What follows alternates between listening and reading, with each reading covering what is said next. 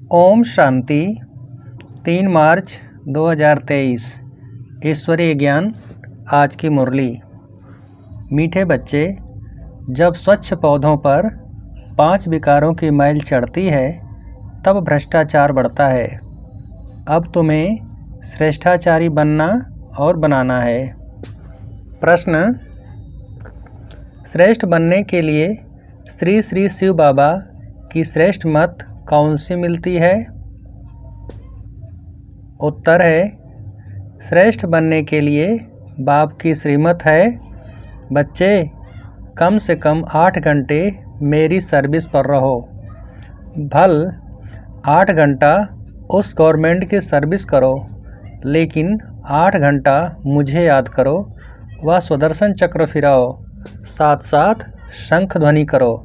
सबको कहो कि गृहस्थ व्यवहार में रहते कमल फूल समान रहकर बाप से वर्षा लो।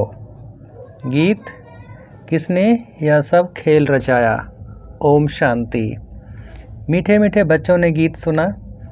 बच्चे पहले बहुत ही सतयुग के सुख भोगते थे, बहुत मस्त थे, खुशियाँ ही खुशियाँ थी। सिर्फ भारत ही था और कोई खंड नहीं था। भारतवासी यथा राजा रानी तथा प्रजा सब बहुत मज़े में थे, खुशी में थे। कभी कोई भ्रष्टाचार नहीं होता था। सतयुग में देवी देवता श्रेष्ठाचारी थे, जिन्हों की कितनी महिमा गाई जाती है। महिमा यथा राजा रानी तथा प्रजा सबकी होती है, फिर माया आकर चटकती है। यह भी ड्रामा बना बनाया है, जिसको अच्छी रीति समझना है। बाप के सिवाय कोई समझा न सके। बाप ही भारत और विश्व को सदा सुखी शांतमय बनाए, सब कुछ करके फिर खुद छिप जाते हैं। यह किसकी महिमा है? परमपिता परमात्मा की। भारत में जब स्वर्ग था तो देवी देवताओं का राज्य था, सतो प्रधान था, दुख का नाम निशान नहीं था। फिर आधा कल्प बाद रावण राज्य हुआ। सतयुग के देवताओं के लिए गाया जाता है संपूर्ण निर्विकारी, मर्यादा पुरुषोत्तम। वहाँ तो कभी भ्रष्टाचार हो नहीं सकता, वहाँ तो श्रेष्ठाचारी थे।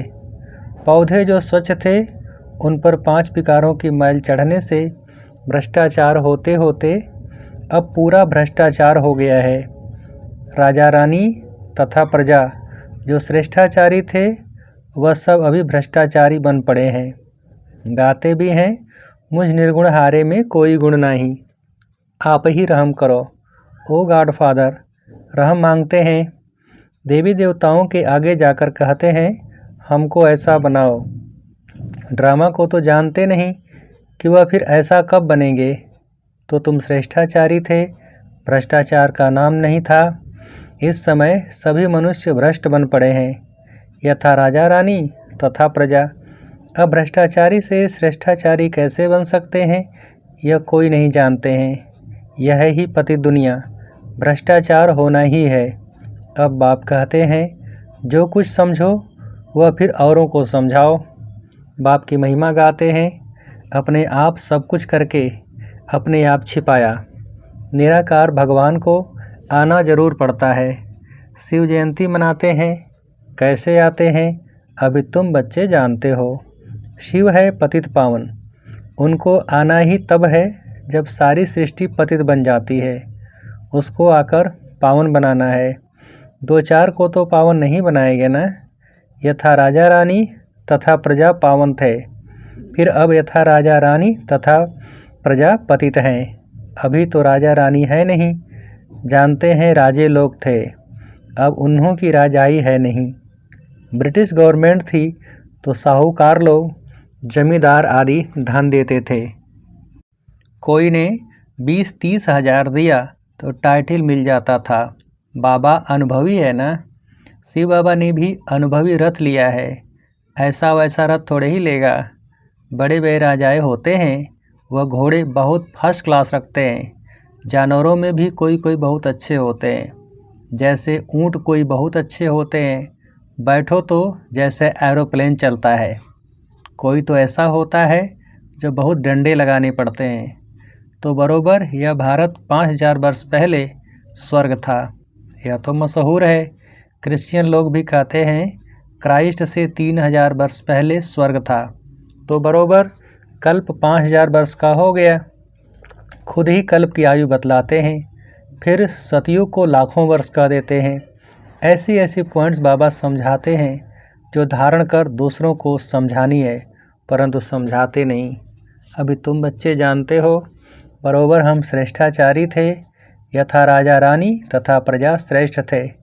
शेर बकरी इकट्ठे जल पीते थे। वहाँ कंस, जरासंधि, हिरण्यकश्यप आदि कुछ भी नहीं थे। हिरण्यकश्यप आदि को सतयुग में और श्री कृष्ण को फिर द्वापर में ले गए हैं। रावण को त्रेता में ले जाते हैं। सब असुरों के अलग अलग नाम दे देते हैं। कुंभकर्ण आदि भी सब असुरों के नाम हैं। अभी है आसुरी संप्रदाय, अर्थात आसुरी मत पर चलने वाले। अभी बाप आकर के श्रीमत देते हैं, जिससे तुम ब्राह्मण से देवता बनते हो। परमपिता परमात्मा ब्रह्मा के मुख कमल से ब्राह्मण, देवता और क्षत्रिय धर्म की स्थापना करते हैं। दूसरा कोई धर्म वहाँ होता नहीं। सतयुग त्रेता में तो दूसरा कोई धर्म स्थापन हुआ नहीं है।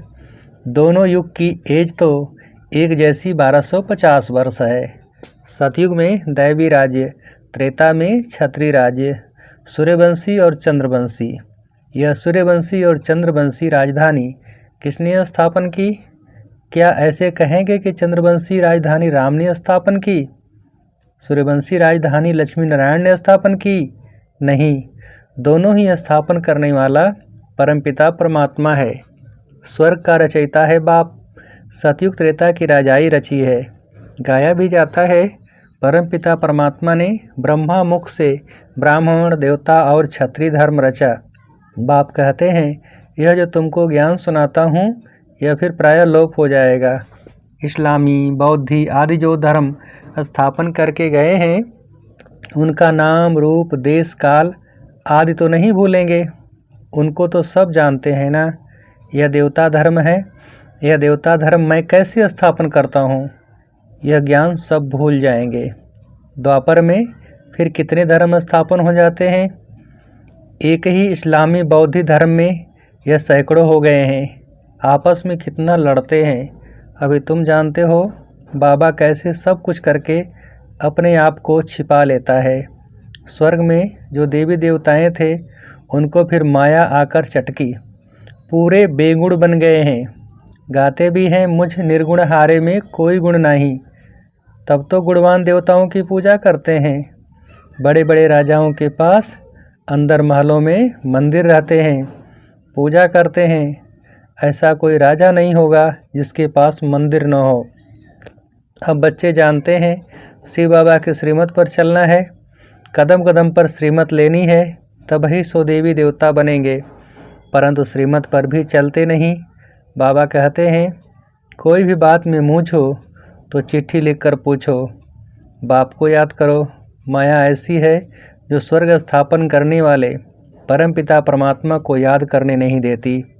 बाबा जानते हैं तूफान बहुत आएंगे, परंतु चिट्ठी लिख पूछना चाहिए, इस हालत में क्या करें। बच्चे की शादी है, इस हालत में क्या करें। कोई मरा है, क्या करें। मत लेनी चाहिए। श्रेष्ठ बनना है तो श्रीमत पर चलना है। श्री कृष्ण की मत तो हो न सके। श्री कृष्ण पति दुनिया में कैसे आ सकता है। श्री कृष्ण की आत्मा खुद अंतिम जन्म में राजयोग सीख रही है। सिर्फ श्री कृष्ण की आत्मा है क्या। जो भी देवी देवता घराने वाले हैं, वह ब्राह्मण बने हैं। कदम कदम श्रीमत पर चलना है। बाप कहते हैं, जितना हो सके बाप को याद करते रहो। तुम्हारे पापों का बोझा बहुत है। भल कोई गवर्नमेंट सर्विस में है, 8 घंटे गवर्नमेंट की नौकरी है, बाकी जो समय है उसमें याद करो। कम से कम 8 घंटा तुम मेरी सर्विस करो। बाप को याद करो, सुदर्शन चक्र फिराओ, शंख ध्वनि करो। कौन सी? सबको कहो, गृहस्थ व्यवहार में रहते कमल फूल समान रह करके बाप से वर्षा लो। बाप स्वर्ग रचते हैं तो स्वर्ग का वर्षा मिलना चाहिए। भारत ही स्वर्ग का मालिक बनता है। अभी तो नरक का मालिक है।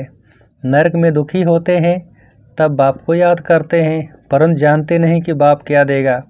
बाप के लिए कहते हैं सर्वव्यापी है, भीतर ठिक्कर में है। बाप कहते हैं तुमने कितनी भूल की है, परंतु यह भी ड्रामा में नूंद है, अब उनसे बाहर निकलो। ये भक्ति आदि करते करते तुम तंग हो गए हो, अभी भक्ति भी व्यभिचारी हो गई है। मौत आकर सामने खड़ा है तो श्रीमत पर चलना चाहिए, परंतु बच्चे ऐसे बाप को भूल जाते हैं। माया रावण का राज्य कैसे चलता है यह भी कोई जानते नहीं। रावण का बुत जलाते हैं, यह पीछे रिवाज निकला है। रावण को जलाते हैं, परंतु हर वर्ष रावण बड़ा होता जाता है।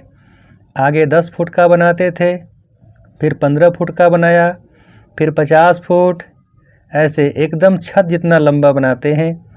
बुद्ध का भी बहुत बड़ा चित्र बनाते हैं। इतने बड़े मनुष्य तो होते नहीं, जास्ती में जास्ती मनुष्य 6 फुट होंगे, लक्ष्मी नारायण भी इतने ही होंगे।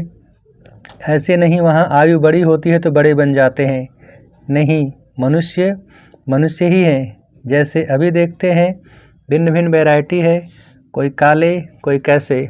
भारत में सुंदर भी थे, अभी श्याम बने हैं। सुंदर बनाने वाला है बाबा, वह है हसीन मुसाफिर, वह तुमसे बात कर रहे हैं। तुमको भूलना नहीं चाहिए इनको, यानी साकार को भल भूल भी जाओ, हमेशा समझो बाबा हम सजनियों को खूबसूरत परी ज़्यादा बनाते हैं। कहते हैं ना एक तालाब है जहाँ डुबकी लगाने से मनुष्य परी बन जाते हैं। अभी तुम समझते हो ज्ञान सागर द्वारा ज्ञान की परी बन जाते हैं, अभी तो नरक की परी होना।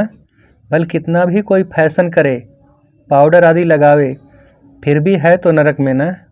कोई से भी पूछो यह स्वर्ग है या नरक है, कहते हैं साहूकारों के लिए स्वर्ग है।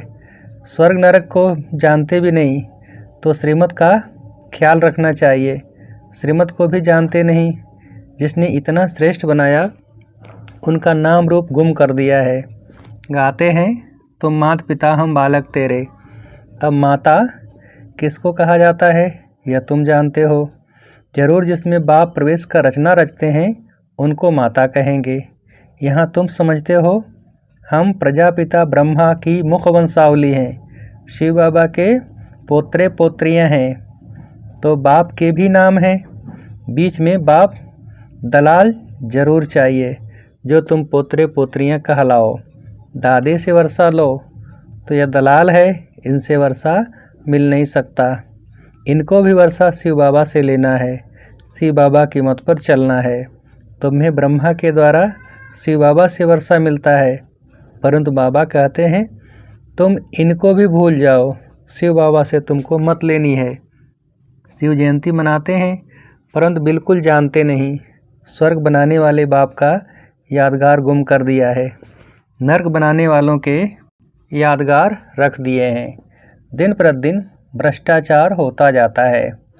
कोई को अगर क्रोध आता है तो समझना चाहिए हमारे में यह भूत है। फिर हम श्रेष्ठाचारी कैसे कहला सकते? तुम्हें श्रेष्ठाचारी बनने का पुरुषार्थ जरूर करना है। अच्छा, मीठे मीठे सिकीलधे बच्चों प्रति माता पिता बाप दादा का याद प्यार और गुड मॉर्निंग। रूहानी बाप की रूहानी बच्चों को नमस्ते। हम रूहानी बच्चों की रूहानी बाप को नमस्ते। धारणा के लिए मुख्य सार। पहली पॉइंट, बाप की याद और ज्ञान सागर के ज्ञान से, बाप की याद और ज्ञान सागर के ज्ञान से सुंदर ज्ञान परी बनना है। कदम कदम पर शिव बाबा की मत जरूर लेनी है। दूसरी पॉइंट, श्रेष्ठाचारी बनने के लिए अंदर से भूतों को निकाल देना है। कोई भी भ्रष्ट बनाने वाला काम नहीं करना है। वरदान, समस्याओं रूपी पहाड़ को उड़ती कला द्वारा सेकंड में पार करने वाले सहज पुरुषार्थी भव। समस्याओं रूपी पहाड़ को उड़ती कला द्वारा सेकंड में पार करने वाले सहज पुरुषार्थी भव। विस्तार, हिमालय पर्वत जितनी बड़ी समस्या को भी पार करने के लिए उड़ती कला की विधि को अपनाओ। सदा अपने सामने सर्व प्राप्तियों को इमर्ज रखो और उड़ती कला में उड़ते रहो तो समस्या रूपी पहाड़ को सेकंड में पार कर लेंगे। सिर्फ वर्तमान और भविष्य प्रारब्ध के अनुभवी बनो। जैसे स्थूल नेत्रों द्वारा स्थूल वस्तु दिखाई देती है, ऐसे बुद्धि के अनुभव के नेत्र द्वारा प्रारब्ध स्पष्ट दिखाई दे। जैसे स्थूल नेत्रों द्वारा स्थूल वस्तु स्पष्ट दिखाई देती है, ऐसे बुद्धि के अनुभव के नेत्र द्वारा प्रारब्ध स्पष्ट दिखाई दे। हर कदम में पद्मों की कमाई जमा करते रहो। स्लोगन: जो सबका आदर करते हैं वही आदर्श मूर्त बनते हैं। जो सबका आदर करते हैं वही आदर्श मूर्त बनते हैं। अच्छा, ओम शांति।